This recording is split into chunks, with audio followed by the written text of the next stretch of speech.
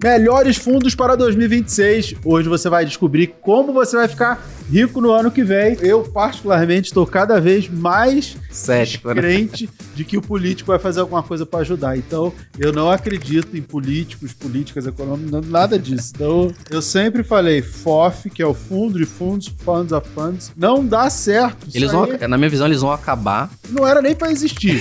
Já começa por aí, porque isso aí é o gestor empurrando, é o mercado financeiro fazendo o pequeno investidor de otário. O que vai mudar na sua vida com a tributação? Na minha vida não muda nada. E eu sempre investi muito em fundos imobiliários. E eles ficaram isentos dentro dessa regra. Essa regra ele tá fora. Então eu posso receber 1 milhão por mês de dividendo de fundo imobiliário, eu continuaria sem pagar imposto de renda. Melhores fundos para 2026. Hoje você vai descobrir como você vai ficar rico no ano que vem, porque o meu convidado vai te proporcionar isso. Ele já está aqui rindo, porque sabe que isso é brincadeira. Não é assim, a gente vai falar dos melhores fundos imobiliários para 2026, só que antes disso, eu queria fazer um convite, já que esse podcast, o MiraCast, é patrocinado pela comunidade Mira, que é a minha comunidade. Faço aqui o convite para que você participe também da comunidade Mira. Acesse comunidademira.com.br. Do lado esquerdo tem um botão, do lado esquerdo superior tem um botãozinho verde. Vai lá, se inscreve. Aproveita que está com 50% de desconto. Você vai encontrar carteiras recomendadas de ações, fundos imobiliários, cripto, ativo no exterior, para você poder seguir sem precisar ficar descobrindo quais são os melhores investimentos. E, inclusive, o convidado de hoje é o responsável pela carteira de fundos imobiliários, mas você também vai organizar o seu patrimônio de acordo com as suas metas, seguindo a minha filosofia, para que você não precise sofrer, para que seja tudo muito tranquilo. Vai linkar suas carteiras com a B3, porque aí já vem tudo automaticamente, mas você também pode incluir casa, carro, renda fixa, o que você quiser, ativo no exterior, criptomoeda, tudo isso você consegue inserir também na comunidade Mira para que você tenha um controle de tudo e, mais do que ter um controle, você consiga separar por metas, que é o grande erro que as pessoas cometem no mercado financeiro. Todo mundo olha e fala para você, você tem uma carteira. Só que isso não é verdade, você tem várias carteiras. No mínimo 2, uma que é reserva de emergência e outra independência financeira, geradora de renda, mas você provavelmente tem várias e você precisa separar o seu patrimônio para cada uma dessas metas, e isso você tem na comunidade Mira, além de clube de descontos, do fórum, de um monte de outras coisas, controlar os seus proventos, um monte de outras coisas. Entra, assina a comunidade Mira, que eu tenho certeza que você vai gostar muito. Mas vamos falar de investimentos. Estou aqui com meu amigo sócio Danilo Barbosa, responsável pela carteira de fundos imobiliários. A carteira foi bem, Danilo? Está sendo ótima, superando o IFIX mais uma vez, né? E a referência que a gente adotou como estratégia é uma mix, né, de renda e valor. Então, a gente tem o IFIX aí terminando o ano entre 17% e a carteira com 200 base points, que é 2% acima da... Quase 20%. Quase 20% acima, né? 2% em relação... Quase 20% no total. No total. Né? E... Considerando dividendos. Considerando dividendos. Isso é um assunto muito importante para a gente falar, porque fundo imobiliário é um ativo distribuidor de renda. Essa é a principal característica. E eu defendo que se você não quer distribuição de renda, você não deveria pensar muito em fundo imobiliário, né? Porque é a natureza do ativo e se você não quer o que é a natureza dele, fica difícil, né? Isso, em termos de valorização de dividendos, foi em torno de 12% a composição, e aí o restante, 6%, o ano ainda não acabou, ainda tem alguns dias, de valorização de cota. Então, aqui a gente já pode ter um spoiler de que ainda tem muito valor para destravar dentro desses preços, então as oportunidades estão ainda na mesa. Muito bem, que na verdade esse é o grande tema desse podcast.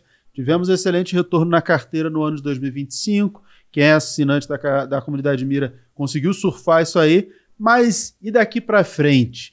Quais serão os melhores fundos imobiliários para 2026?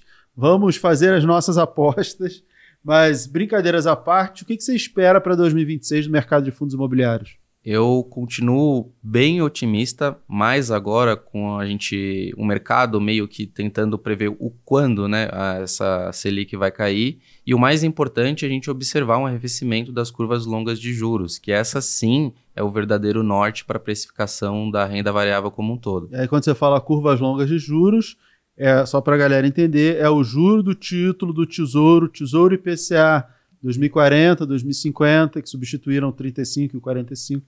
Então, quando a gente fala de curva longa de juros, são os juros da B-longa. O que é a B-longa? É a NTN-B de longo vencimento. A NTN-B é o Tesouro IPCA, que a gente costuma chamar no Tesouro Direto de Tesouro IPCA, de vencimentos mais longos, 2040 e 2050, principalmente 2040, que a gente é o mais próximo ali dos 10 anos, que é o que a gente usa para precificar fundos de tijolo. A gente usa esses títulos para descontar o fluxo de caixa dos ativos quando a gente traz o dinheiro do futuro a valor presente. É uma forma que valor dos aluguéis, né? Dos VPLs, que a gente traz a valor presente, a gente usa 10 anos de fluxo de caixa, então por isso que a gente usa uma taxa de livre de risco mais próxima de 10 anos que for possível. Para comprar, você não consegue mais 2035. Tinha o 2035, cara, era tão fácil, era só... Agora a gente tem que usar o 2040. E interpolar, tentar fazer um jogo de interpolação para você chegar na NTN-B de 10 anos. Mas olhando, voltando, né, dando um passo atrás, olhando o cenário macro, e aí quando a gente olha a questão da esqueci, da pandemia. Fala, e aí quando a gente olha... Aí quando a gente olha o cenário da pandemia, se a gente trouxesse a inflação desde lá até hoje, o IFIX deveria estar mais próximo dos 4.700 pontos. Então a gente está mais de 1.000 pontos atrás ainda. Já está numa fase de recuperação, né? Ainda está na fase de recuperação, porque a gente teve dos últimos 5 anos 2 de muitos desafios e essa recuperação ainda não recuperou a inflação. Estamos sim nas máximas históricas, mas é uma recuperação nominal. Então, espero que 2026 ainda seja um ano excelente para os fundos imobiliários. E também, eu comentei até sobre um estudo que observa quando que é o melhor momento para investir em fundo imobiliário antes da queda de juros. E aí tem um estudo bem profundo da XP que eles fizeram, inclusive do meu colega Marx, que fala que o melhor horizonte para você aportar, olhando os últimos 3 ciclos de corte de juros, é de 4 a 12 meses antes. Então, entre 4 e 12 meses antes não faz tanta diferença você investir antes, mas 4 meses antes, até a data de corte, faz muita diferença, e quem investe depois que a Selic começa a cortar, esse retorno total fica muito próximo do CDI cru, ou seja, um CDI mais 2, CDI mais 0. E quem investiu de 4 a 12 meses antes fica com entre CDI mais 6 e CDI mais 8. É claro que a gente está falando no mundo de olhar o retorno passado, olhar tudo que aconteceu no passado, mas a gente vê que esses ciclos eles se repetem já pela terceira vez, né, que foi o estudo, e a gente tem a 4ª vez que isso está acontecendo, da valorização do IFIX acontecer antes da queda. Então, temos aí a grande janela de oportunidade. Por quê? É a grande janela de oportunidade, porque a gente está exatamente há 4 meses antes, onde o mercado espera que essa Selic caia. Então, é natural que quando começar a cair, isso já vai ter sido boa parte precificado. Não é que você não vai ganhar, é claro que essa apreciação ela tende a ser de maneira contínua, mas a maior apreciação ocorre antes da queda. E a gente tem esse cenário, é o que eu ia te perguntar. Corte de juros no Brasil, a gente tem 2 cenários de corte de juros, juros nos Estados Unidos e juros no Brasil. Primeiro vamos falar dos juros no Brasil, que a gente já começou a falar. Qual a sua expectativa? O mercado tem aí algumas apostas, qual a sua expectativa? E você acha que vai cair até quanto, pelo menos 2026? O Boletim Focus, no último relatório, já teve uma mudança, né, na Selic terminal, que é a Selic para o final do ano de 2026, a Selic terminal de 2026, e também a Selic terminal do final do ciclo de corte, né, lá para 2028, também teve uma alteração, que pela primeira vez, depois de muitos meses, passou para uma Selic de 1 dígito, né, 9,75.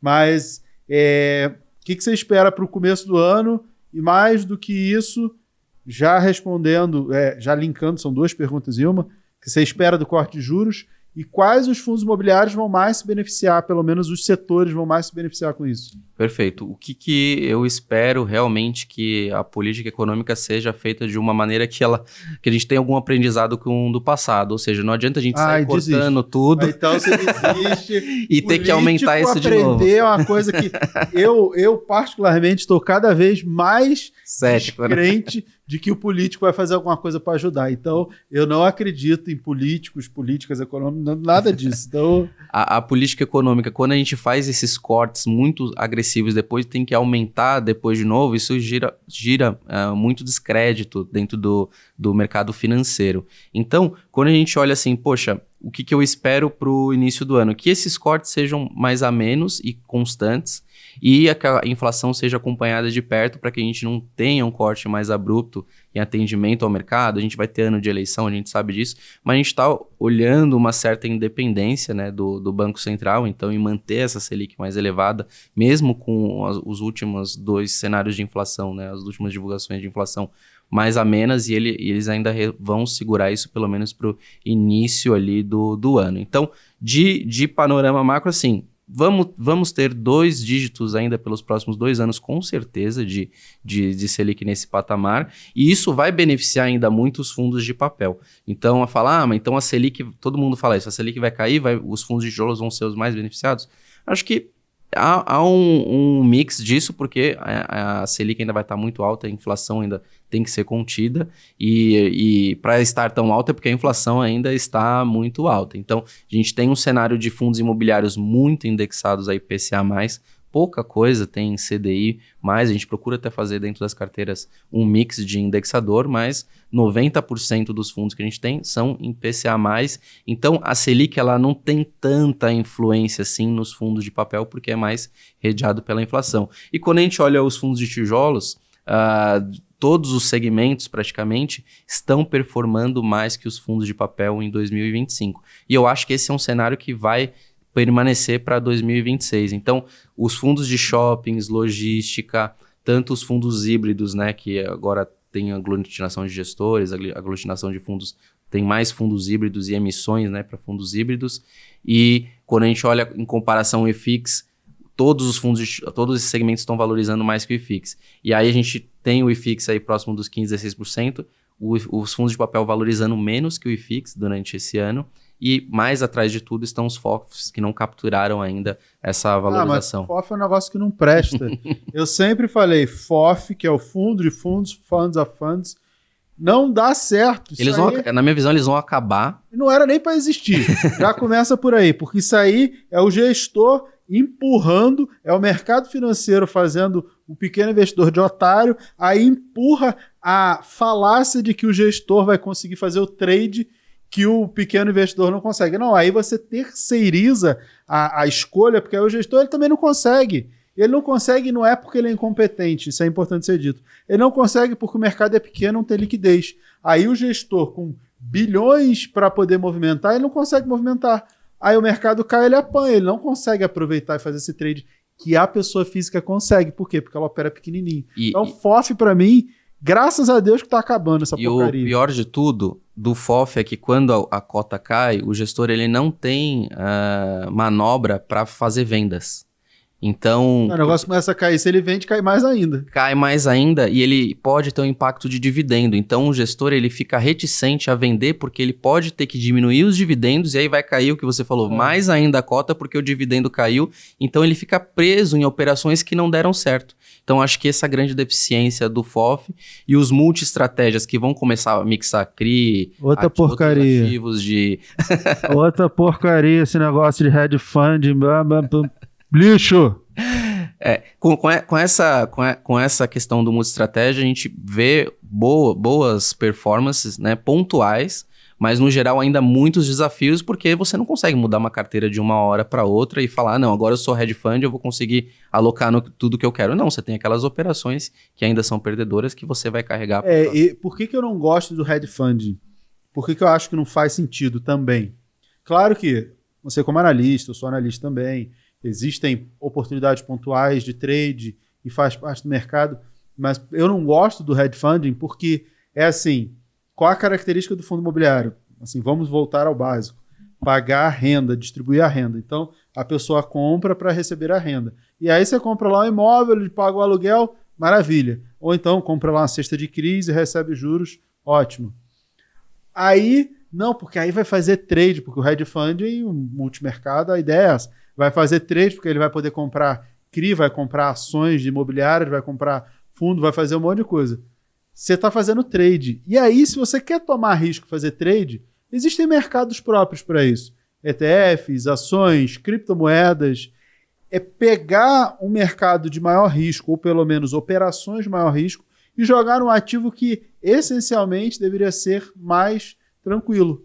E aí os gestores acabam fazendo o quê? Cresce o olho, tudo zoiudo lá, quer ganhar uma taxa muito grande, e aí quer performar, quer fazer um monte de coisa, e acaba fazendo o que fez com o FOF. Não dá resultado, e aí o mercado começa a olhar e achar que fundo imobiliário não é uma coisa tão boa, por conta de um monte de gente que não entrega resultado, que está mais preocupado com taxa. Eu tenho essa crítica aos hedge funds por isso. Porque você vai pegar e vai dar a oportunidade para o gestor para ele ser trader e já não deu certo no FOF. E aí vai dar outra carta branca, porque não, mas agora, já não deu certo uma vez. Eu não gosto de hedge funding.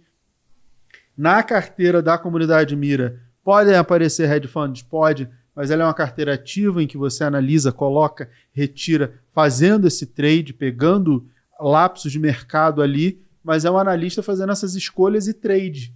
Exato. Para poder melhorar. É diferente do investidor pessoa física, bota lá e esquece, aí ele vai ver 6 meses depois e agora o que eu faço? Aí fica muito complicado. E dentro dessa classe de FOF, por exemplo, nós temos FOFs que estão valorizando quase 40% nesse ano e tem FOFs que estão no 0 a 0. Então, vai muito também do gestor de conseguir fazer esses movimentos e é um produto que eu acho que a pessoa física não viu muito valor nisso. Né? Eu acho que assim, você exigir um prêmio de risco para o FOF para que ele te pague um dividendo de 1,2, 1,3 e essa cota ter que ficar amassada com 15, 20% de desconto que a gente observa, eu vejo que a pessoa física não vê valor nisso. Porque ela fala, poxa, eu posso escolher fazer o meu FOF, fazer a minha carteira e não vou pagar performance, não vou ficar travado em operação, não tenho conflito nenhum de interesse, porque 90% dos FOFs que a gente tem no mercado investem em fundos da própria casa, e isso o mercado amadureceu, né? Os investidores estão mais letrados e vendo que isso não é uma prática de governança boa e estão punindo isso na cota, e isso deve se arrastar aí para os próximos anos. E aí vem a criatividade do gestor de tentar dar um outro nome, como você disse, para tentar vender esse produto assim, com uma nova roupagem. É o mercado financeiro, né? Dá uma embelezada, dá uma gourmetizada para tentar dar uma empurrada no cotista aí para ele não sentir. Mas... E você voltou ainda do ponto sobre as melhores oportunidades. Vão estar nos tijolos, porque se a gente pegar o fundo de tijolo, pegar o IFIX todo e fazer um IFIX tijolo, a gente tem 15% de desconto em média. Desses 15%, cerca de 40% é fundo de tijolo no IFIX. Então, dos 100%, mais ou menos uns 40%, 45% é tijolo. Dentro desses 40%, a gente tem uns 15% de desconto médio por cota. Ou seja, tá parecendo a Dilma, dos 15%, dos 40%, dos... Ficou confusa? 15% do total? Não, 40% é tijolo. Beleza. E que esses 40% do tijolo? Isso, está com desconto no VRM. Ou seja, 6% do total. Não. Vamos lá de novo. Dilmou de novo. Vai lá. E o IFIX tem 100%. 40% é tijolo. Desses fundos, eles estão com 15% de desconto. Não, é 15% de desconto. De desconto, não tem nada a ver com... Só para você ter uma ideia de balanço. De desconto é pensando no valor patrimonial. Pensando no valor patrimonial médio, que deveria estar mais próximo de 1 e está descontado porque os fundos de tijolos pagam um pouco menos. Tem a questão ali do repasse do IPCA. Esse é um ponto interessante. Quando a gente fala de valor patrimonial de fundos imobiliários, eu sou um pouco crítico a isso por conta da atualização do valor patrimonial. Certo. Só que a gente está num momento muito propício porque a maioria atualiza outubro e novembro, né? Então a gente está olhando um valor patrimonial super ok. Se a galera for olhar em julho, agosto do ano que vem, provavelmente vai estar olhando um patrimonial defasado, porque o normal é atualizar só uma vez por ano. Nem faz sentido ficar atualizando toda hora, né? Então a gente tem um valor patrimonial que está bem estão saindo bem várias, próximo, né? Dezembro tem as atualizações, vão sair várias agora. E, assim, o que a gente prevê é uma estabilização de preços, porque a gente teve uma melhora operacional, mas em contrapartida a gente tem taxas de descontos mais altas. E olha só, você tem uma operacional, um aluguel que está crescente e o númerozinho lá que vai descontar o fluxo de caixa, que é determinado pelo avaliador, que é o juro que é o juro futuro, está mais alto e isso impactando no valor do tijolo. Mas isso aí a gente tem um valor que está mascarado, né? Ele tem um valor ali para ser destravado, que a gente fala, que é justamente os fundos, esses de tijolo, melhoraram os seus resultados, pelo menos foi o que eu entendi da sua fala. Eles estão melhores operacionalmente, só que isso não reflete no valor da cota porque os juros ainda estão altos. Se a gente tiver uma queda, e já começou essa queda, né? Já esteve maior, mas a gente teve uma queda no juro. E essa precificação só vai vir no ano que vem. Essa precificação só vem nessa reavaliação quando a gente tiver alguma B com um cenário longo mais favorável, né? Não tiver mais próximo desses 7%, talvez mais próximo de 6% ou até mesmo 5% no cenário que é ótimo, que é muito difícil. Se for chegar em 5, todo mundo que pegou as Bs ali, 65, vai estar com uma valorização absurda, né? Então é difícil até ver no que vai investir depois disso. O Gui Cadonhoto, que é colega lá do mestrado, ele adora, ele é o cara que... Trade B65. Ele é o cara que popularizou esse investimento. Ele gosta muito, ele é lá do Grupo Primo. E aí a gente sempre conversa, né? Porque a gente faz mestrado junto e a gente sempre conversa, ele adora, né? É o cara que adora essa... E é uma B que tem muita volatilidade. Então, por isso que até as taxas de desconto são baseadas ali na de 10 anos que tem menos vol. Então, e aí... Olhando agora o cenário de fundo de papel, né? Já falei fundo de tijolo. Então, o fundo de tijolo é a grande oportunidade na sua visão. Vai continuar sendo a grande oportunidade, tem valor. Nos primeiros 6 meses de 2026, eles tendem a performar ainda mais. Né? Por quê? Porque é quando a gente vai ter mais esse impacto, né? Exato, porque nos fundos de papel, olha lá a conta de novo meia maluca, que também é 40% do IFIX, só está com um desconto de aproximadamente 5%. E fundo de papel não tem conversa, né? O VP é o VP e acabou. E o upside de valor é muito menor, só que ele entrega mais dividendo. E aqui acho que está a maior armadilha, porque o dividendo do fundo de papel, a percentual do reinvestimento tem que ser muito, muito maior do que o do tijolo. Então, da sua carteira, é claro que você vai investir um percentual que você... Né, que é do seu perfil de investidor, mas se você tem mais fundo de papel, você deveria reinvestir muito mais, porque você já está recebendo IPCA, mais isso é um ponto interessante, as pessoas talvez tenham dúvidas sobre isso. Reinvestir dividendo é natural do fundo imobiliário. Normalmente, entre 30% e 40% dos dividendos deveriam ser reinvestidos. Esse percentual vai depender se tem mais papel ou mais tijolo na carteira. E por que é necessário? Porque o fundo imobiliário, como ele tem um payout, que é pagar para fora, que é entregar em dividendos parte do lucro, que o payout mínimo dele é 95%, não sobra nada para crescer. Bem que a gente tenha não em votação, mas tem em análise mudanças em que ele vai poder comprar as cotas, cancelar, fazer alguns movimentos para melhorar esses retornos, mas ele tem uma grande obrigação de entregar dividendo. E quando ele tem essa grande obrigação de entregar dividendo, ele joga para o cotista a responsabilidade de fazer o reinvestimento, de reinvestir. Porque quando a gente tem uma empresa, uma ação, a ação ela tem um payout menor normalmente. E aí sobra um grande pedaço dentro da empresa para que ela faça o movimento de crescimento. E ela vai investir no ganho de market share dela, ela vai querer ganhar mercado e por isso que o valor das ações tende a apreciar mais do que nos fundos imobiliários, que você olha lá aquela cotação de lado e você tem que considerar recorrentemente os dividendos para você calcular o seu retorno total. Com o reinvestimento com o reinvestimento. Uma boa pergunta. Você falou que a carteira da comunidade cresceu cerca de 20%, mas isso é considerando o pagamento e não o reinvestimento, né? Considerando o pagamento mais os dividendos, não considerando o reinvestimento do dividendo. Mas e se tivesse reinvestido? Tinha dado um retorno muito maior. Por que a gente não faz o cálculo do reinvestimento do dividendo? Porque aí, eu sou um pesquisador, né, faço mestrado, a gente chama de delimitação da pesquisa, né? Eu vou considerar o reinvestimento do dividendo a que preço de cota? De que dia? Do dia que paga, do dia que anuncia, no preço de fechamento, da média. Por isso que a gente não Muita subjetividade, né? E esses 20% eles seriam... E para quem faz o reinvestimento, que é o correto, esse retorno foi muito maior.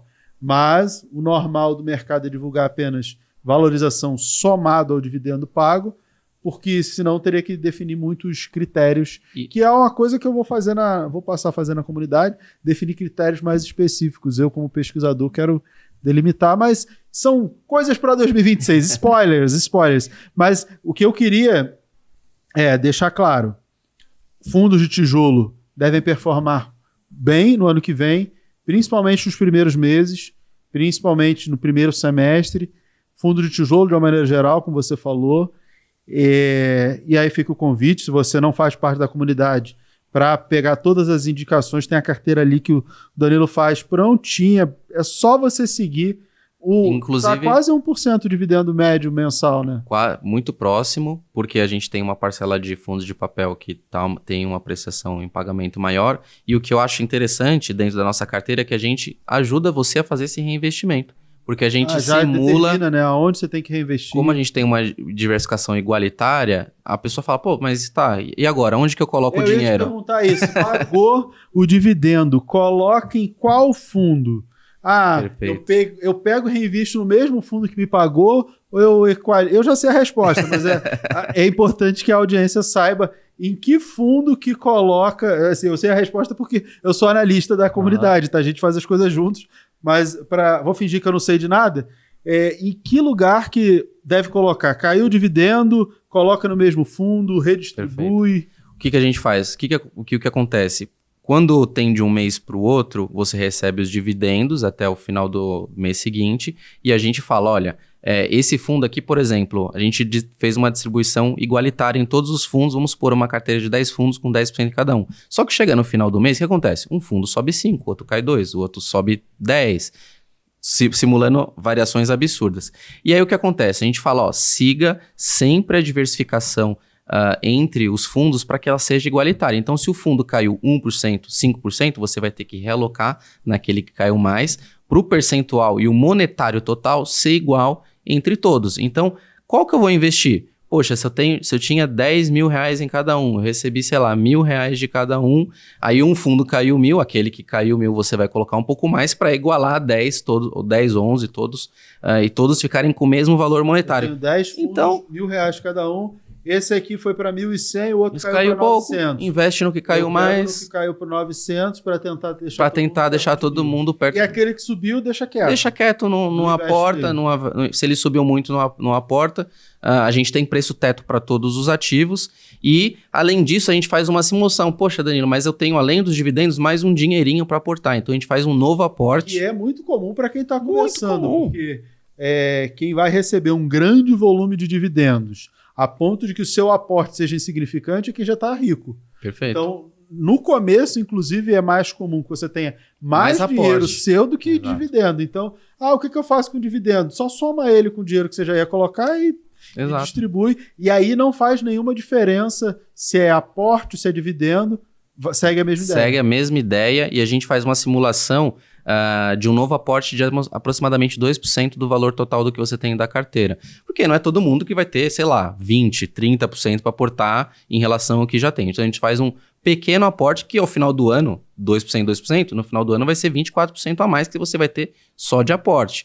Então a gente vai linearizando, soma o que é aporte, soma o que é dividendo e fala, essa vai ser a distribuição. Você vai colocar nesse fundo, que foram os que caíram mais, e a gente está tentando sempre tentar igualar o valor monetário total em cada um dos fundos para que todos fiquem iguais. Sempre buscar no dinheiro que você coloca, no dividendo que você recebe, ter o valor financeiro. E isso é muito importante, as pessoas me perguntam muito no Instagram, mas é a mesma quantidade de cotas? Eu falar, amado, se um fundo, a cota custa R$100, o outro custa R$10, você não pode ter a mesma quantidade de cotas se uma cota ela vale financeiramente 10 vezes mais do que a outra.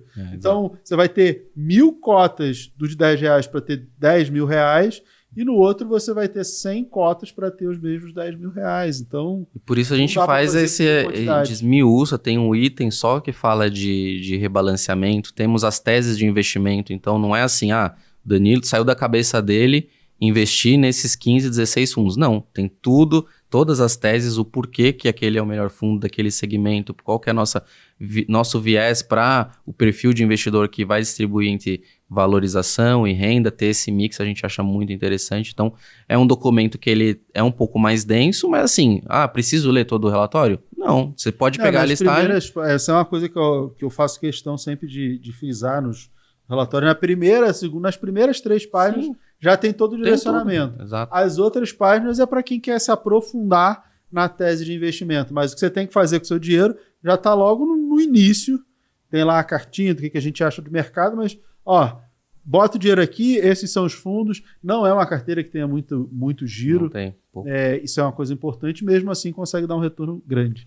Mas, falando dos setores, beleza, tijolo vai dar um maior retorno.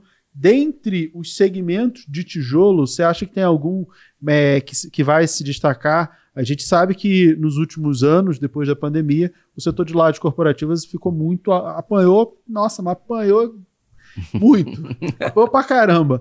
Qual setor que, de repente, tende a se destacar? Você está me falando que o logístico acabou dando um bom resultado. Perfeito. E a gente nem esperava, né? Dentre os 10 fundos que mais valorizaram, né, em 2025, né, até o final desse ano, 5 são do segmento de logística que ficaram para trás em 2024. Lembrando que 2024 foi um ano ruim para os fundos imobiliários e as lajes parece que é sempre a promessa do futuro que nunca acontece, né? Então, igual o Brasil, né? O país do futuro. Desde quando era criança... O país do Hexa já vai fazer umas boas copas. Desde que eu era criança que eu escuto que é o país do futuro, já tô velho, vou ficar mais velho, o futuro não acontece. O problema das lajes é que, assim, a vacância vinha caindo, ela estava alta e a gente teve um cenário de pandemia que mandou todo mundo para casa e as pessoas descobriram que elas podem trabalhar uma parte, né?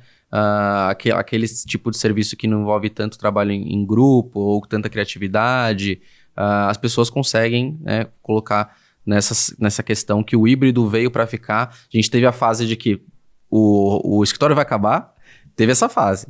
Aí teve a fase, poxa, acho que eu preciso pelo menos estar alguns dias presencial. E agora a gente está diminuindo o número de dias presencial que eu estou observando nas grandes empresas. E a gente está caminhando para uma fase de que, poxa, eu quero voltar a 100%. Algumas empresas já estão obrigando voltar 100%. Então, só que o que acontece? Não tem espaço. Não tem espaço para todo mundo voltar, as empresas cresceram, tem pessoas trabalhando, né, de outros estados. Aqui em São Paulo, se todo mundo voltasse, já foi feito um cálculo que não haveria espaço. E as empresas, elas não querem colocar 100 pessoas nesse prédio, 100 pessoas no outro, 150 no outro. Aí você perde esse benefício da comunicação. Você perde, as equipes elas têm que estar todas no mesmo lugar. Então, e grandes espaços hoje, com lajes consolidadas e únicas, não existe mais espaço para 3 mil metros quadrados. Se a comunidade falar, o Silmira falar, eu quero 3 mil metros quadrados da Faria Lima. Não tem, você vai ter que ir para outro lugar. Não corre esse risco. Eu não gosto da Faria Lima, então esse risco é zero de acontecer. Mas é interessante que o mercado estava se esgotando, né? O mercado de lajes corporativas. Aí veio a pandemia e sobrou espaço. Aí meio que recuperou. Voltou para trás de novo e agora a gente observa essa vacância caindo de novo e isso... E não está caindo mais por conta da inteligência artificial que substitui parte dessa mão de obra mais barata, mais júnior, né? Mais júnior, porque senão o negócio ainda estava pior. A ocupação ela era muito maior, né? Muito maior e tem um gráfico também... Só que é inevitável também, né? Isso aí só está segurando a demanda que... está explodindo, que está crescendo e que é inevitável. Ela só não explode mais por conta desse efeito. E nesse momento a gente está, inclusive, já observando um efeito de transbordo. E a gente observa esse efeito de transbordo para as regiões mais secundárias, que a gente fala de Chucre e Zaidan, Berrini, com preço pegando nessas regiões. Porque... Se você não sabe o que é Berrini, o que é Chucre e Zaidan, a gente fala que o coração do mercado imobiliário, dos fundos imobiliários de tijolo, é a região da Vila Olímpia, em São Paulo. Tem Bibi. Faria Lima com JK. Eu trabalhei ali, inclusive, na JK, do lado do Ítali, na extinta Modal. Ali é o coração, é onde está o filé mignon do mercado. O Pátio Malzônica também trabalhei. O Pátio Malzônica é o prédio do Google, BTG. Né? prédio do BTG. Google. O pessoal do BTG fica desesperado. Prédio do Google. Quem é o dono? O BTG. Mas quem tá lá? O Google, né? Aí é uma questão Mas de o BTG hierarquia, ocupa mais. né? É uma questão de hierarquia, de importância. O Google é mais importante. Mas o prédio pertence ao BTG, a gente brinca. É o Pátio Malzone, que fica logo ali em frente à gestora do Itaú, inclusive. Foi a compra mais cara da história, né? Essa é a região que é assim, é o filé mignon dos fundos de tijolo. Só que não cabe mais. E aí, do ladinho, já tem a região... Dá para ir de patinete. Eu ia, às vezes, visitar ali outras gestoras. Já a Chucre Zaidan, inclusive o pessoal da Hotmart, o escritório fica ali perto da Marginal, que é ali perto da Berrine. Aquela região que é o que você falou. Onde estão os grandes espaços. É ali que dá para crescer mais, né? É ali que dá para crescer mais e que estão construindo, né? E que tem boa parte dos fundos imobiliários ali. Aquele pessoal. Que tem boa parte dos fundos imobiliários. Porque, eu quero investir em fundo imobiliário só nas melhores regiões primes. Tá, mas assim, não tem um fundo imobiliário que só tenha Itaim Bibi, Vila Olímpia... E até mesmo ali, se você pegar um pouco, a parte de Pinheiros também vem crescendo muito. Então, esse transbordo, ele tá acontecendo. Porque Pinheiros é mais inclinado, né? E ali, Chucre Zaidan, a gente ainda tá falando de uma região plana. E São Paulo tem isso. Tem a parte que é plana, que é mais nobre, e tem a parte que aí tem altos e baixos. A Paulista já é no alto, a Vila Olímpia é embaixo. Exato. Então, eu acho que para 2026 vai ter uma recuperação melhor para os fundos de laje. Então, laje corporativa seria o que você... tivesse que apostar sua vida, ela não apostaria. Não apostaria. Não, a vida não, né? Mas assim, lajes corporativas é o que tem mais a recuperar. E quando a gente olha os últimos 2 anos, os fundos que mais valorizaram depois da pandemia foram os fundos de shoppings.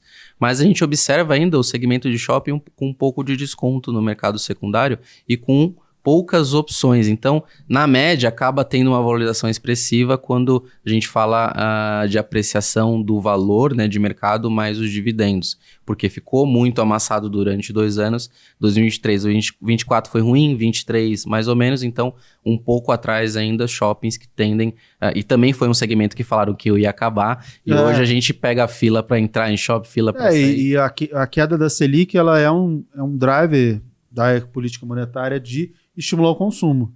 Se estimulou o consumo, é estímulo à circulação e consumo no shopping, né? Que são as grandes ilhas de segurança, de consumo que você tem na sociedade moderna. O shopping, ele é esse local, e aí a gente tem a oportunidade. Mas só falando de lajes ainda, tem algum que você gosta, que você, esse aqui eu acho que é bacana... Assim, nas nossas carteiras tem muitos, né? Sim. Você falou dos 10 mais valorizaram, a gente acertou quase metade esse ano, né? Então, a gente tá bem. Mas vamos falar de um fundo. Fala de um fundo só.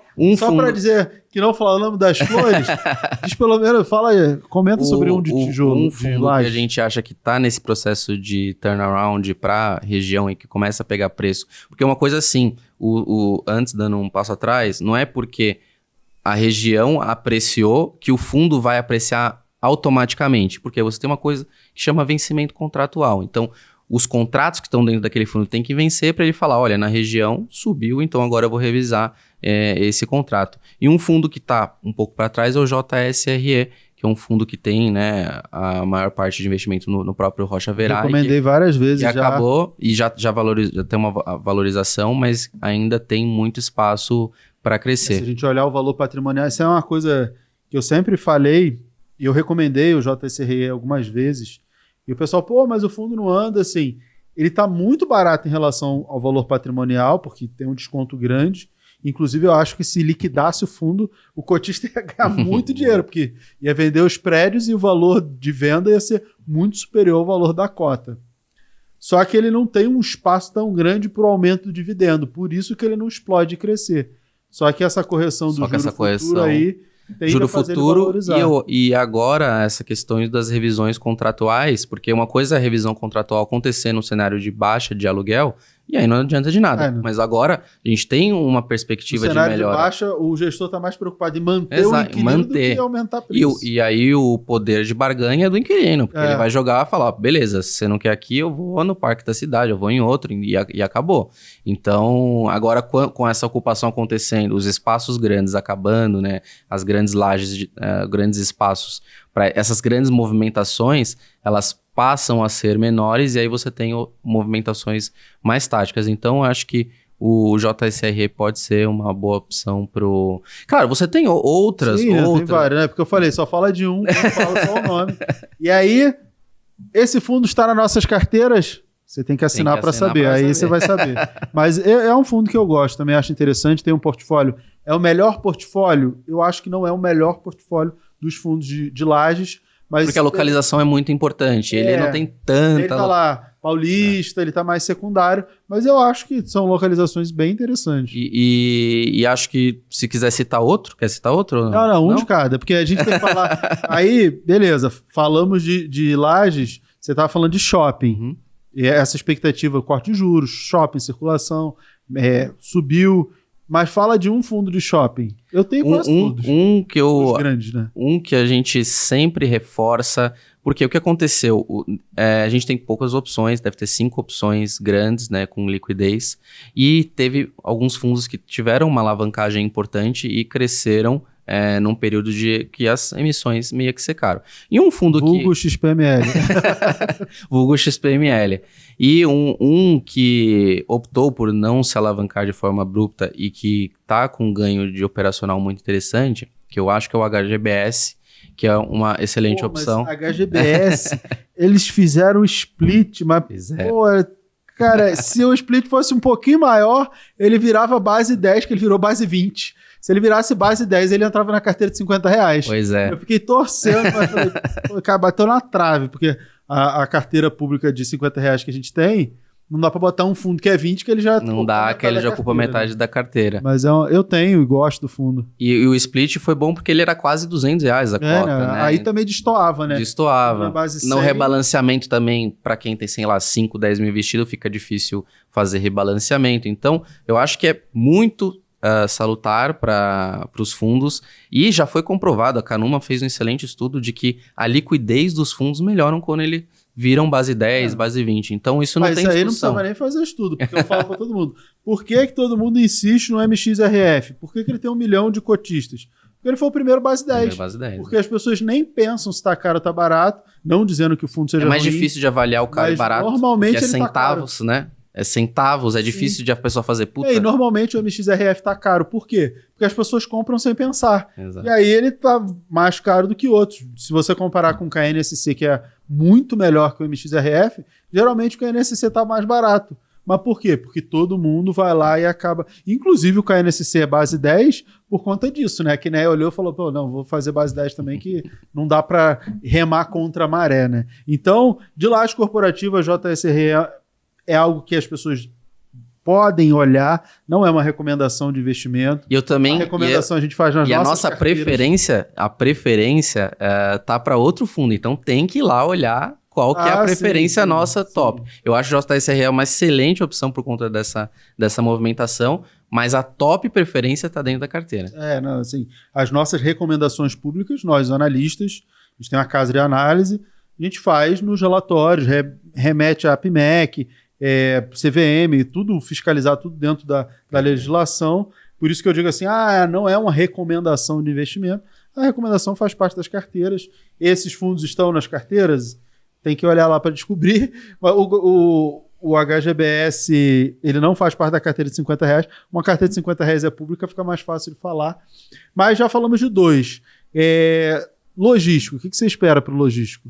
O logístico é um segmento que alguns fundos ainda estão para trás e por conta, assim, de... Tem que ser mais tático na hora de escolher, tem que ter mais atenção. E você teve uma apreciação muito grande durante o ano, então existe uma disparidade grande e existe alguns fundos que ficaram para trás. Inclusive, eu posso citar um aqui, que é o HSLG, que é gerido pela HSI, que ainda está um pouco para trás, mas com uma qualidade imobiliária excelente. Então, e aí eles têm uma estratégia de investimento um pouco diferente, que é de ter controle dos ativos. Então, se você escolhe ter controle, você vai ter um portfólio menor, porque os ativos, as naves, são muito caras. Então, eles têm esse controle desse portfólio completo e é um fundo que ainda ficou um pouco para trás por conta... Ele tem um pouquinho, né, de alavancagem, né, dentro dessas operações e ainda tem uma apreciação interessante para ser convertida em valor, estudo, né? vale o estudo, sim. Sim. A HSE não foi comprada pela Pátria? Ainda não. Ainda não, né? Ainda sobreviveu. A Pátria tá comprando todo mundo, né? Nossa. E aí... Vamos ver se sobra alguma coisa pra gente recomendar. Vai sobrar só a Quineia, que aí a Pátria não vai comprar a Quineia, e o BTG. Itaú, né? A XP e o BTG. O problema de XP e BTG, que são muito controversos, porque como são times muito grandes, ativos muito grandes, tem ativos que são ruins e tem ativos que são bons. Aí... Parece que é outra gestora. Você pega o BTG, tem fundos excelentes e fundos que precisam né, de muito trabalho ali para sair do limbo. Também, né? Você pega o XPPR. É a mesma coisa. E você fala, cara... E outros fundos entregando excelente resultado e outros fundos XPCM, né? O Macaeva, cara... muito complicado. E essa questão da gestora, ela é muito importante porque a gente tem 400 fundos listados. E a gente pode falar aqui que mais da metade são fundos ruins e não investíveis. Assim como tudo na vida. Você pega restaurantes. Quantos tem em São Paulo? Quantos realmente são bons e que você frequenta? São poucos. Então, vou comprar um tênis. Poxa, você tem que ver um que está adequado ao seu perfil. Vai ter milhares de marcas, milhares de tipos. E dentro do produto financeiro é a mesma coisa. E aí, quando a gente olha desses 400, a gente pode filtrar, sei lá, 50 que a gente faz o acompanhamento, que a gente tem modelo. Então, olha só o trabalho que é para você filtrar esses 400. Tem 50 que você olha na vírgula e ali você vai fazer recomendação de 15, 20. Então, existe toda uma jornada para você fazer esse tipo de recomendação para falar, olha, esse daqui é realmente bom. E a gente passa pelo filtro da gestora, e dentro da gestora tem os subgestoras, porque os subgestores, né? Porque tem a gestora do BTG e tem fundo que é muito bom, fundo que é muito ruim. Então, e aí tem gestoras que menores que fazem trabalhos melhores do que bancões, e a gente também tem isso dentro da nossa carteira. Então, eu evito ter essa questão de paradigmas, de condenar a gestora, porque são pessoas no final do dia. Eu não tenho esse problema, eu falo mal, se tiver que falar, eu meto pau. E se melhorar, e se a gestora era ruim, mudou o time, provou, por que não falar, olha, o trabalho era ruim, agora melhorou a gente tem exemplos disso, gestor que foi preso pela polícia, aí trocou a gestora, o fundo melhorou, e faz parte do amadurecimento do mercado. Mas a gente falou dos 3 principais setores, né?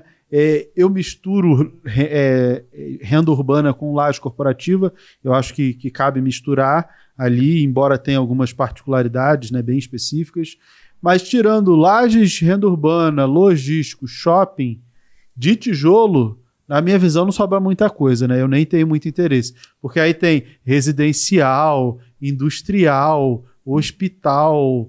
Tudo que multi-estratégia que tem, multifamily, por exemplo, que é um segmento que tá um pouco para trás porque não tem tanto volume, mas assim, tem um espaço que dentro de uma cápsula de fundo imobiliário, algumas operações a gente está vendo que está funcionando. Vamos ver se isso vai ganhar alguma escala, mas assim, isso é para os próximos 5, 10 anos, assim, para crescer esse segmento. Eu acho um pouco complicado isso que foge de laje, logístico, shopping, porque você acaba começando a fazer as apostas, né? E o mercado de fundo imobiliário ele é um mercado que, mais trivial, em teoria, deveria ser mais conservador, mais tranquilo. E todas essas apostas acabam traumatizando o pequeno investidor, né? Ele está pensando em bota o dinheiro lá, recebe o dividendo todo mês, não esquenta muita cabeça, e isso acaba prejudicando. Por isso que eu evito, eu nunca recomendo nada desses outros setores, porque eu acho que o básico bem feito já é suficiente. Do meu lado, eu acabo recomendando porque... Mas você é analista, né? eu tô vivendo assim, isso, né? Mas aí tem uma outra coisa. Eu também sou analista. Só que você faz carteiras mensais. Então, você faz um controle mensal. Até por isso eu criei a comunidade Mira, para que as pessoas tenham uma carteira mensal para poder seguir. E aí sabe que naquele mês vale a pena, no outro mês, de repente... subiu e está caro, no outro mês, de repente, ia para vender. Então, tem um acompanhamento ali constante. E aí, que se você tem um acompanhamento constante, faz sentido você pegar um negócio que você acha que é para trade, valorizou, vendeu e tirou da carteira e está tudo bem, vida que segue. E isso serve, inclusive, para estratégia de papel, não é só para...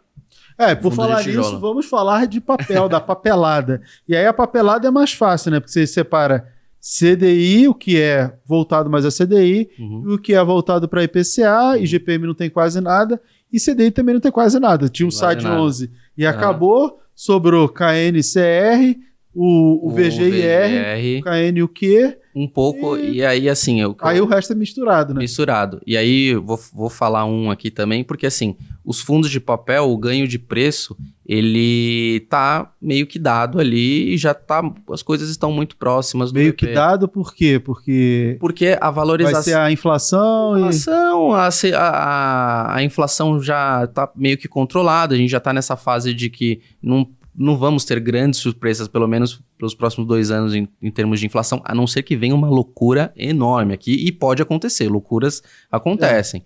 E assim, e se der essa pancada, os fundos já estão meio que no mesmo patamar ali, entre 5%, 1%, 2% de desconto. Mas essa loucura é muito difícil, porque a gente está no momento de corte de juros nos Estados Unidos, Sim. momento de corte de juros no Brasil. Então, por que o mercado vai estressar? Cara, nem com guerra o mercado não estressou. Não, e 3 guerras ao mesmo tempo. Israel lá, Hamas, a Ucrânia. Cara, loucura. Tudo acontecendo. Só que o mercado ele acaba olhando mais o juro americano, né?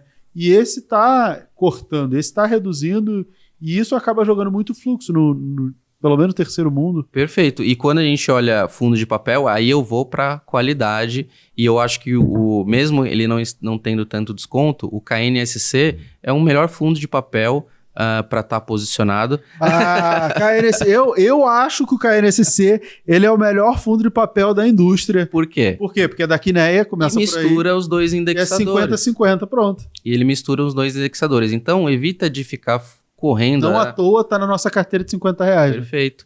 E então acho que esse é e assim, base 10 também é um excelente produto e é disponível para investidores em geral, porque um outro produto que eu gosto muito é o KNP, tenho na minha carteira, mas aí não é todo mundo que pode investir, o KNHY também, excelente produto. Então o KNSCE para o varejo é um excelente produto que tem uma carteira muito diversificada, tem aqui é como gestora. Se você comprasse o KNP, que é IPCA, com o KNCR, que é CDI, ou o KNHY, que é o high yield, meio de tudo ali dentro, e com a gestão que já está mais do que provada. Então, que para mim, hoje, a Quineia é a melhor gestora de todas. Por quê? Porque você tinha Red em Grifo, que foi comprado pela Pátria. A Pátria é ruim? Não. Mas eles têm que mostrar o trabalho, né? Aconteceu algumas mudanças importantes, que é a saída do Margato e do Augusto, que a gente vai precisar observar. Mas assim, por exemplo, a HGLG, para dar errado aquilo lá, tem que fazer muita força. Durante entendeu? muito tempo.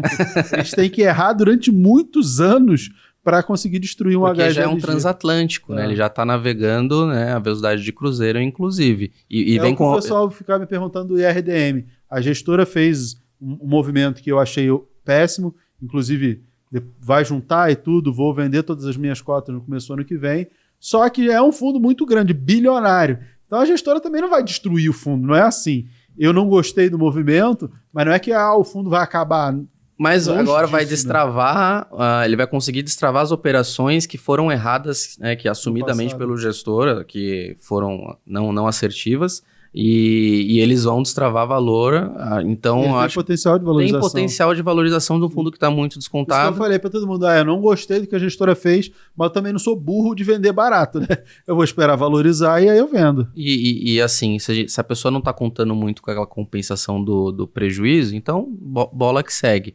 Quando saiu essa questão do RDM, nós recomendamos a venda na época, e assim, tive diversos papos com gestores, com investidores, e a nossa posição foi, no início, recomendar a venda. Por quê?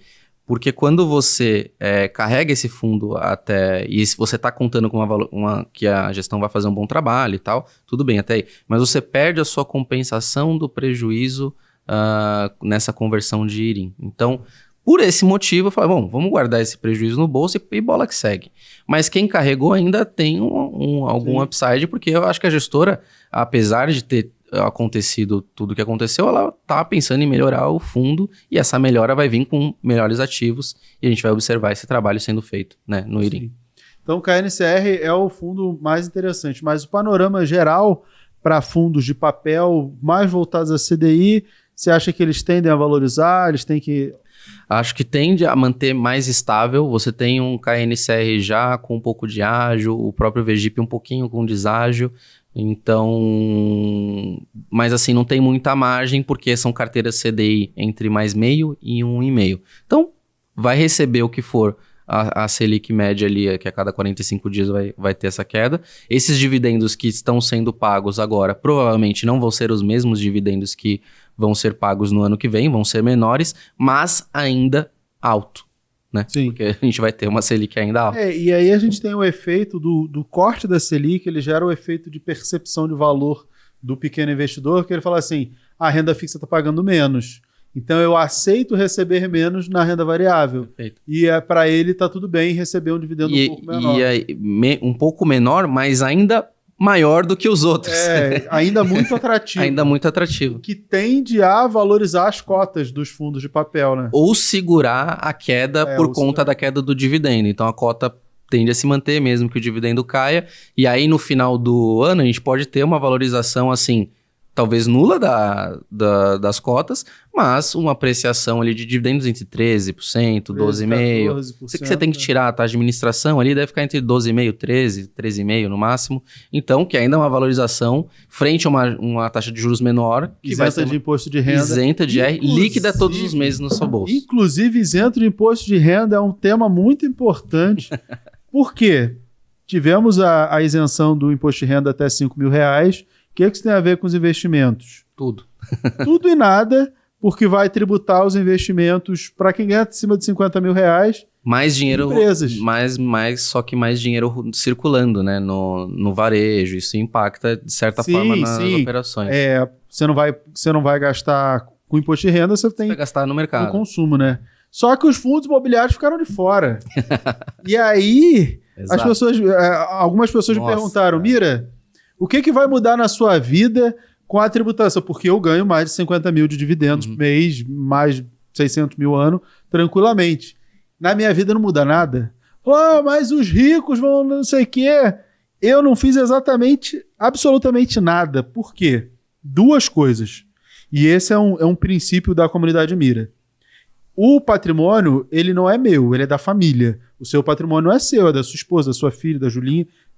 Todo mundo. Então, a primeira coisa é a visão global. E aí eu sempre dividi especificamente metade no meu CPF, metade no CPF da minha esposa. Então, é 50 mil para cada um. Beleza, então a gente pode ter uma renda de 100 mil mês que vai continuar isento. E eu sempre investi muito em fundos imobiliários.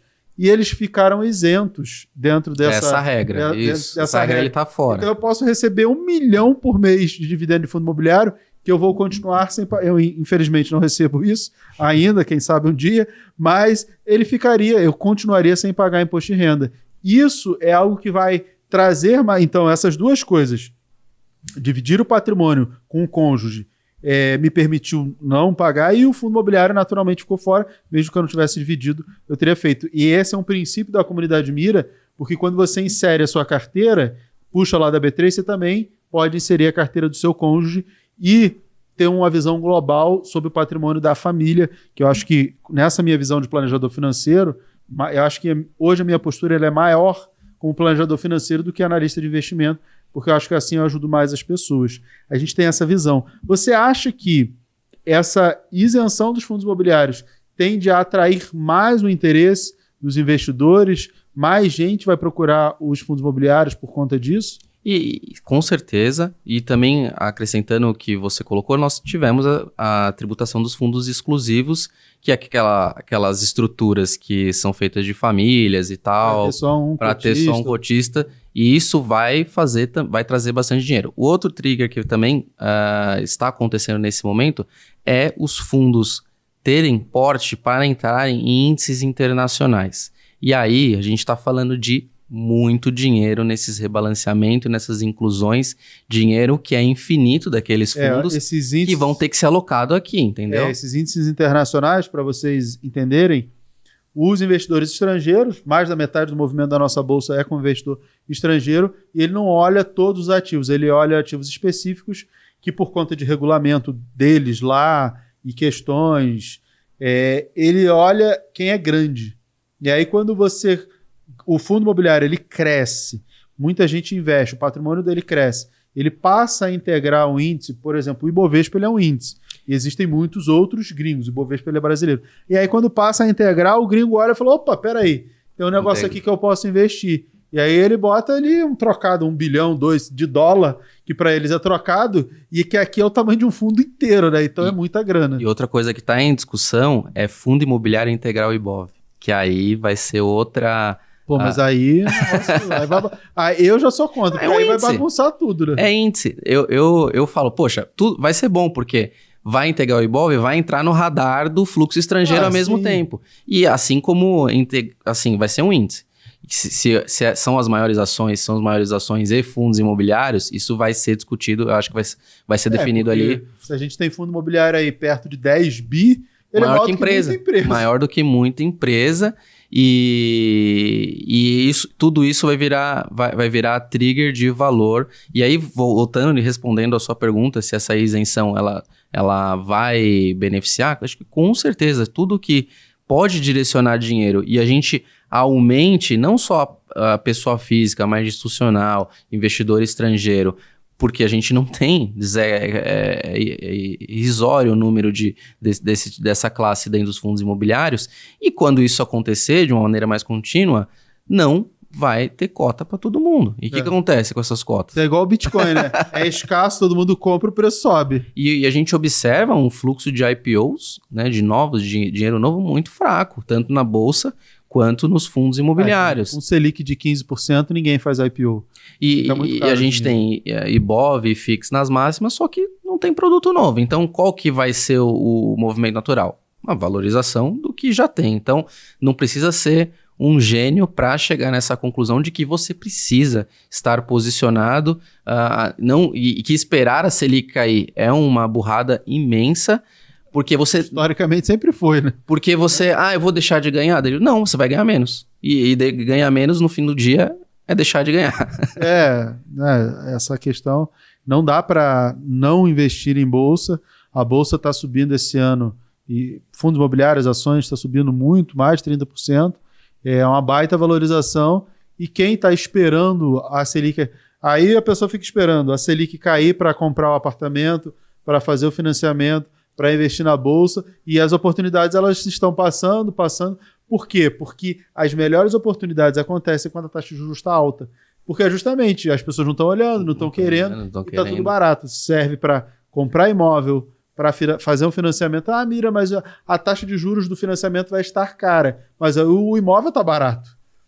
Quando cair a taxa de juros, o imóvel vai valorizar. E imóvel, a demanda vai aumentar. E imóvel é um negócio que essa regra aí, ela é básica, mas ela conta meio maluca, porque o custo de construção está ficando absurdamente caro. Então o imóvel está caro hoje, você pode ter certeza que vai estar muito, muito mais caro nos próximos anos, porque esse custo de construção, vamos tentar rezar para a IA começar a entrar de maneira efetiva, né, nessas construções, mas ainda... Artificial, né? Mas é muito difícil você implementar isso num robô que vai construir um prédio. Ainda é um passo que ainda está... Você sabe meio que em discussão como sabe isso vai ser feito. Isso envolve uma mudança mais estrutural. Eu estava fazendo a disciplina no mestrado de pesquisa e desenvolvimento, e aí tem muita coisa, inclusive na construção civil, que não desenvolve, porque é mais barato para o construtor contratar mão de obra do que ele vai ter que pagar um imposto. Por exemplo, blocos cimentícios pré-fabricados, ele acaba pagando muito caro. Transporte também disso. De tudo. Por quê? Porque não existe um incentivo para desenvolvimento de tecnologia, não é nem tecnologia porque ela já existe, mas de uso do emprego disso, e o que geraria mais eficiência, mas não existe um incentivo para que isso aconteça. É a mesma coisa. Você vai no posto de gasolina, por que você não pode abastecer o seu carro, como acontece no mundo inteiro?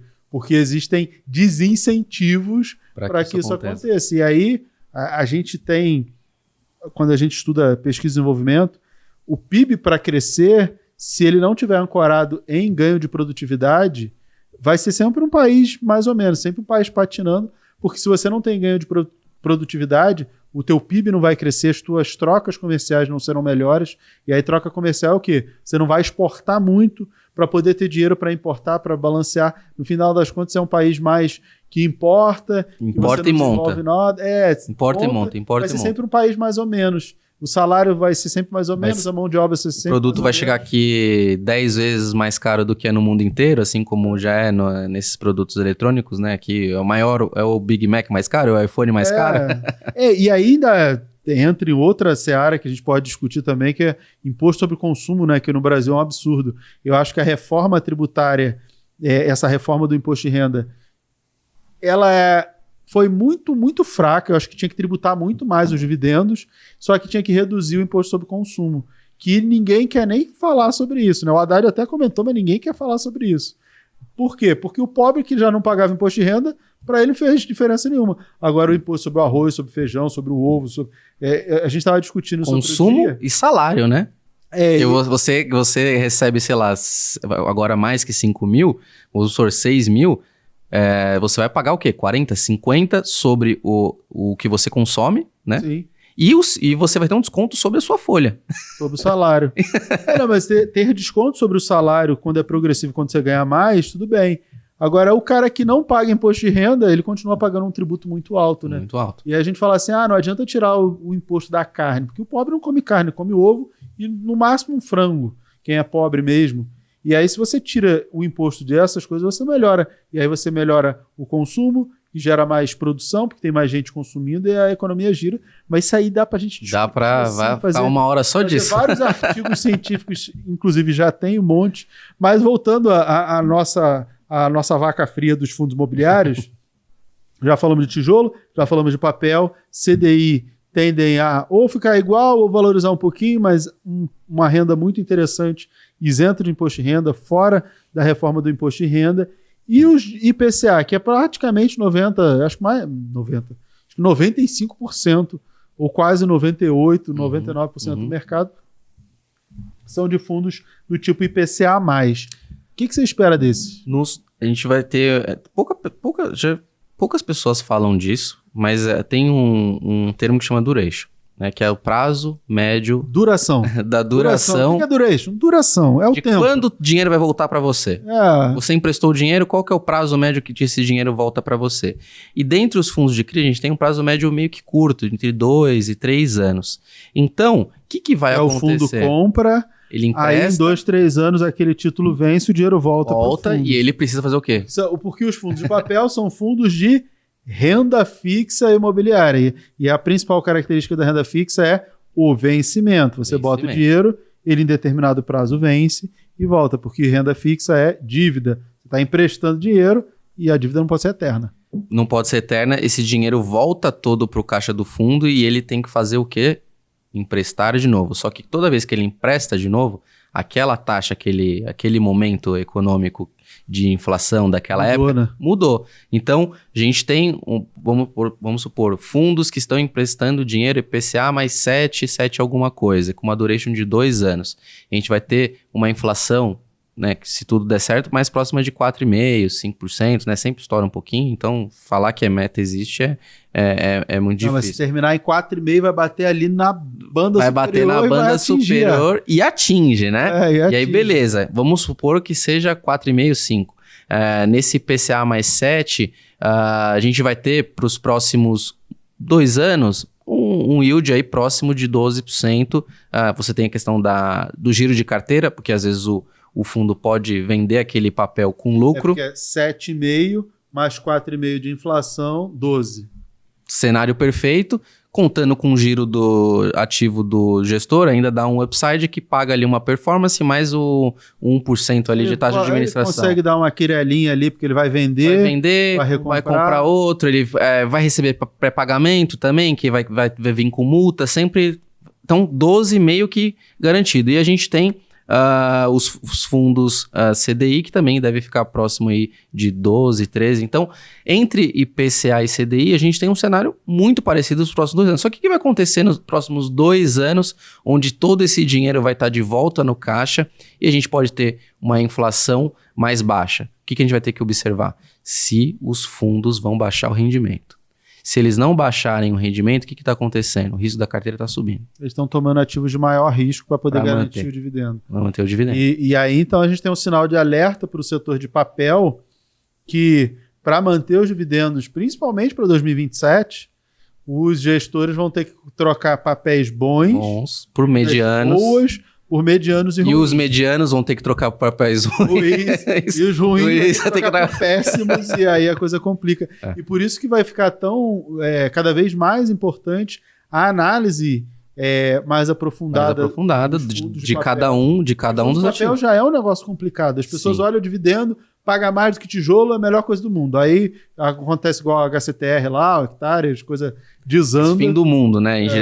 O cenário de quando você tem uma questão de ou fraude ou investimento que não deu certo em grande quantidade da carteira do fundo, uma concentração grande de multipropriedade de loteamento, foi o que aconteceu, e isso virou uma bola de neve dentro da carteira.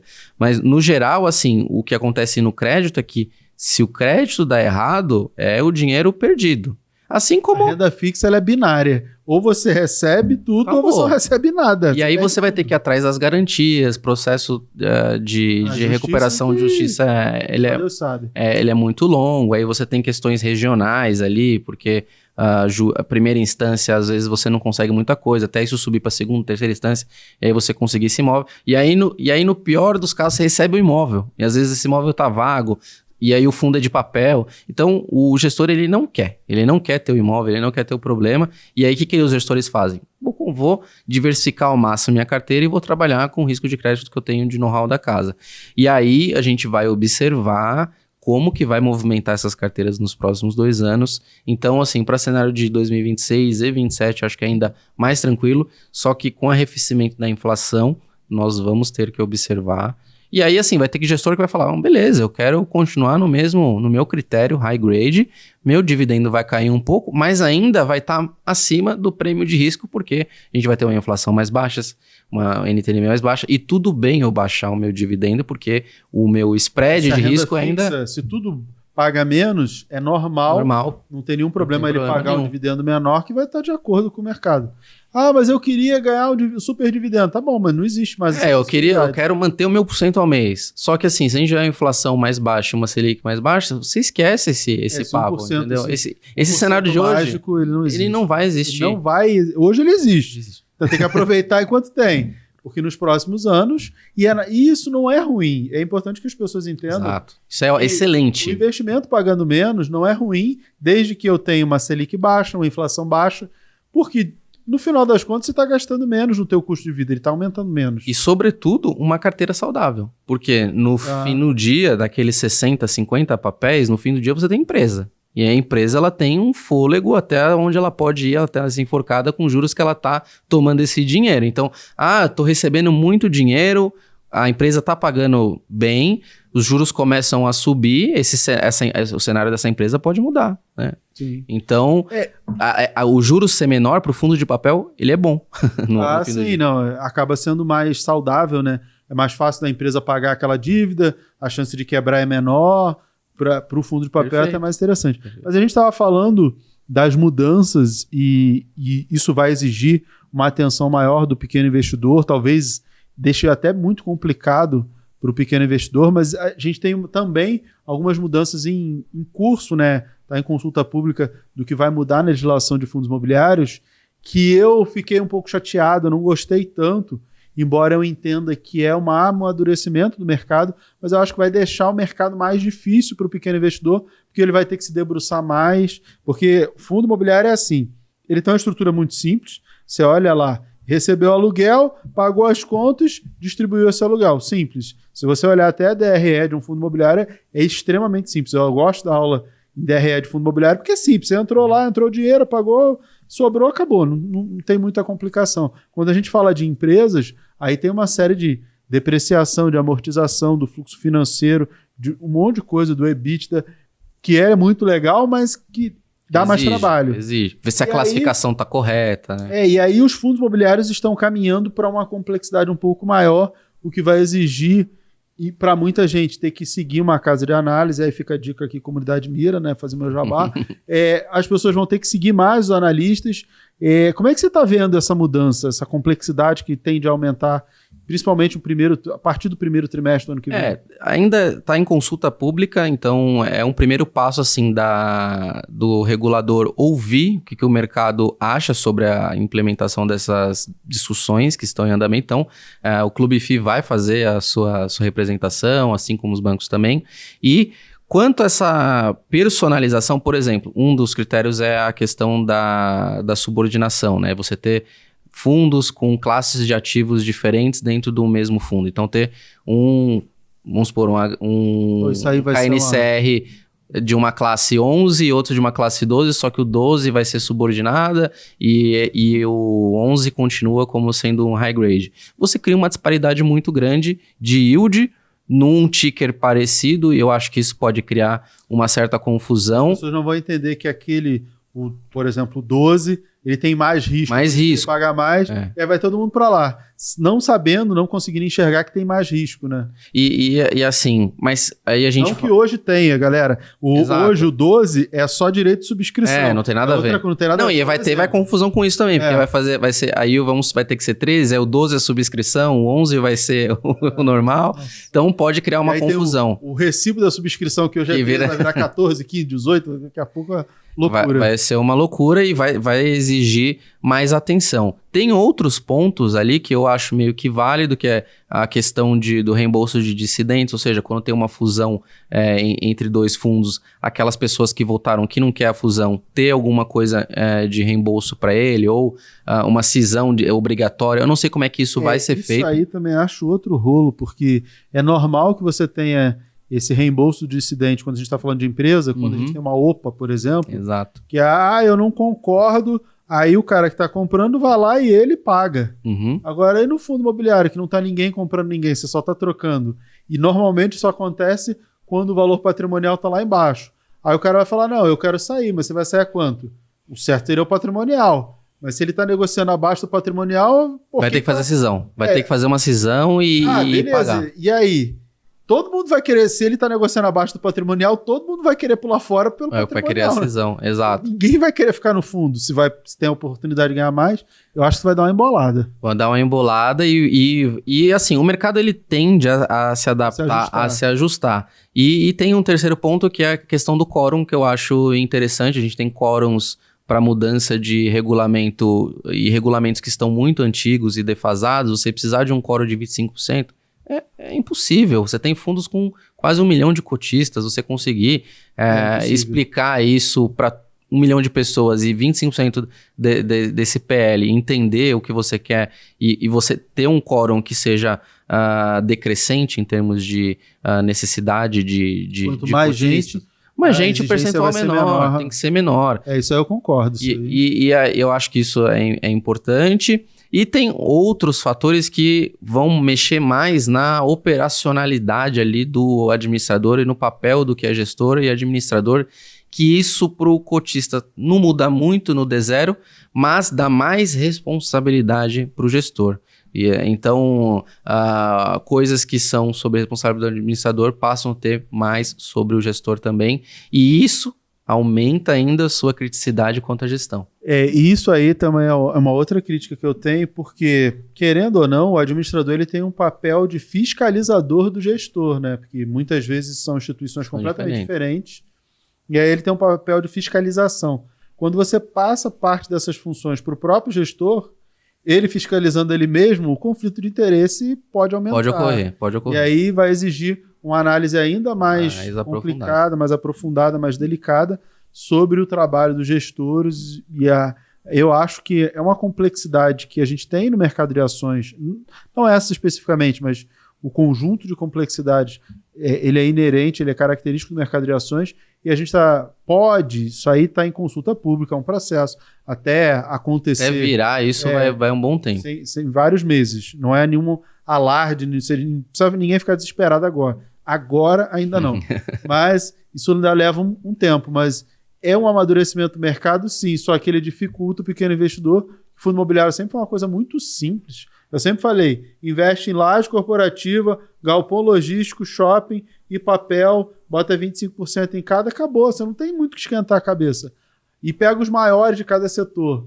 Só que aí agora você vai precisar se debruçar um pouco mais sobre tudo isso, né? E o mercado amadurecendo, esse foi um ano de grandes fusões, grandes aquisições, fundos que mudaram a sua estratégia, eu não falo cavalo de pau, mas que mudaram drasticamente o seu objetivo. Então, aquele fundo que investia só em renda urbana, hoje ele investe em hospital, ele está comprando shopping, Então, essa curadoria vai exigir cada vez mais do investidor. Mas à medida que os fundos vão ficando cada vez maiores, a questão de você ter uma mudança significante no que o gestor faz vai ser cada vez menor. E aí você tem uma indústria que cobra muito, né? A indústria de fundo imobiliário é a mais ativa em cima do que os gestores fazem. Você tem relatórios mensais explicando tudo o que está acontecendo, diferente das empresas onde você tem o balanço, mais o call. Trimestral. O acesso ao gestor, ao RI, é muito mais fácil. Então, eu acho que eu tenho um viés mais positivo, claro, com cautela, né? Porque, poxa, se você cria uma regra que vai ter uma subordinada e você vai criar uma disparidade de risco muito grande, isso vai confundir o investidor, é claro que a gente não vai votar, não vai apoiar isso. Mas tudo que possa melhorar ou facilitar o acesso da informação, o fluxo e aí o investimento ser mais fácil, por mais que o analista vá ter mais trabalho, se para o investidor for melhor, a gente vai optar por votar. Cara, mas o analista está acostumado a ter trabalho, então isso aí faz parte. De uma maneira geral, a gente tem uma boa perspectiva para o ano que vem, para fundos imobiliários, para renda variável como um todo, por conta de corte de juros nos Estados Unidos e no Brasil. E fundos de tijolo tendem a performar melhor do que fundos de papel, muito próximo com o que aconteceu já esse ano. E eu acho que ainda é um instrumento muito interessante para os investidores terem uma formação de renda. Pensando ainda nessa formação de renda, a gente está vendo os ETFs ganharem um pouco de mercado, alguns ETFs pagadores de renda, até renda mensal, tem os que pagam imposto de renda sobre esse dividendo. Imposto ainda. Como é que você olha esse movimento dos ETFs? Eu acho essa questão do imposto é ridícula. Você ter um ETF que investe, vamos supor, em fundo imobiliário e ele tem imposto sobre o dividendo de um negócio que é isento. Naturalmente é isento. É isento. Então, se a gente tivesse uma mudança nessa classificação, seria game changer, seria a mudança total de como a gente veria os fundos imobiliários hoje, inclusive para tipo de recomendação. Então, é um grande entrave essa questão dos dividendos, mas o ETF como classe de ativos é muito mais eficiente do que você pegar... 99% dos fundos. E das carteiras recomendadas também. Isso mudaria como o Danilo ia avaliar os ativos em si. Ia ter mais ETF, ia ter possibilidade de investimento. Eu acho que em excesso, muito difícil a gente falar, poxa, é ruim ter 1.000 ETFs, 1.500 ETFs. Não vai ter analista para isso, com certeza. Porque a velocidade nos Estados Unidos não tem e surgem centenas, né, de milhares de ETFs todos os meses. Então, ia ser necessário uma curadoria da mesma forma que a do fundo imobiliário. Mas eu acho que o entrave tributário aqui ainda é muito grande. A gente tem um produto que seja eficiente, assim como você faz uma carteira administrada, por exemplo, que eu acho que é um veículo super eficiente, assim, e vai replicar um conjunto de ativos ou uma carteira de maneira mais efetiva do que um ETF que paga dividendos. Inclusive, estou avaliando de ter uma carteira de ETF na comunidade Mira, a gente tem conversado sobre isso. Você quer uma carteira de ETF na comunidade Mira? Bota aqui nos comentários. E aí é um mundo infinito, porque você tem ETF de tudo, de empresas em crescimento, de mineração, o ETF tudo. Você consegue especificar, né? Eu quero um ETF de inteligência artificial? Não, eu quero de semicondutor que apoia a infraestrutura da inteligência artificial. Ou imobiliário também, né? Lá fora, então... E aí lá fora, assim, não é que eu queira de imobiliário, eu quero de data center. Exato. E aí você consegue nichar. A granularidade, ela é muito, muito grande. Então, se for uma demanda do mercado, a gente consegue construir essa carteira de ETF. Então bota aqui nos comentários. Vocês querem a carteira de ETF? Inclusive, falar de educacional... Tá entrando educacional na comunidade Mira também, os minicursos, curso do Danilo, um monte de coisa lá. E as lives também, as lives todas. Tem muito conteúdo educacional. Toda semana tem live com os analistas explicando as carteiras, tese de investimento, ó, como é que está o mercado. Toda semana tem um tema diferente. Uma Tira semana dúvida. uma semana é ações, outra é fundo imobiliário, outra é cripto, outra é em mercado internacional. Para tirar dúvidas, para que... Falar de outros ativos que não estão na carteira. Ah, Danilo, o que você acha daquele... Acho que a maior parte das lives são de ativos que às vezes a pessoa tem e não sabe se... Putz, devo mudar, se vende ou não vende. E aí na live a gente consegue extrair esse momento. Danilo, obrigado pela tua participação, foi ótimo. Valeu. Por mim, a gente ficava aqui horas e horas, mas aí o pessoal não vai aguentar a gente falando. Mas a gente tem a comunidade Mira para poder contribuir com esse conhecimento. Obrigado pela presença. Expectativa muito positiva para o ano que vem. Como é que faz o pessoal, além da comunidade Mira, o pessoal te encontra lá, mas aonde mais o pessoal te encontra? Bom, todas as redes sociais, o meu arroba é DanCNPI, eu estou no Instagram, no Clube Fi também, conseguem me achar com DanCNPI, Twitter também, que agora é o X, né? Como DanCNPI, então me sigam lá nas redes e se tiverem dúvidas também mandem perguntas, eu tento responder na medida do possível todo mundo. E, claro, se você quer uma carteira mais condensada, acesse a comunidade, que lá vão ter as recomendações. Eu nunca, acho que é a melhor invenção. Tinha que ter um prêmio para a comunidade para esse ano, porque não existe um produto que entrega planejamento financeiro, educacional, recomendação de investimento, planos para o seu futuro, que vai além, porque você tem as suas metas financeiras, que vai muito além de um planejamento financeiro. Então, acho que esse é um produto revolucionário que veio para... É só o começo. Tem tanta coisa que já está em desenvolvimento. Parcerias, né? Com clube de desconto. Cinema, nunca vi isso. Restaurante, teatro, drogaria, tem os descontos lá. Tem tudo, fórum para a galera trocar ideia, tem... Isso é só o começo. E vai crescer muito e a pessoa tem o poder de fazer sugestões, que é uma carteira de ETF, que é uma carteira... É feito para e pela comunidade, né? Boa. Eu gostaria de agradecer muito a presença e espero voltar em breve aí para a gente bater mais papo. Tamo junto. É isso aí. Para você que nos assistiu, muito obrigado. Entra na comunidade Mira. Vai ser fundamental para a evolução da sua vida, da vida da sua família. Então fica aqui o meu convite. Esse é o maior projeto da minha vida, que eu tenho me dedicado e pretendo me dedicar cada vez mais a ele, quase que exclusivamente a ele, para mudar a vida de mais e mais e mais pessoas. Fica o convite. E até o próximo episódio. Espero que vocês tenham gostado, mas tem mais no próximo. Obrigado. Tchau, tchau.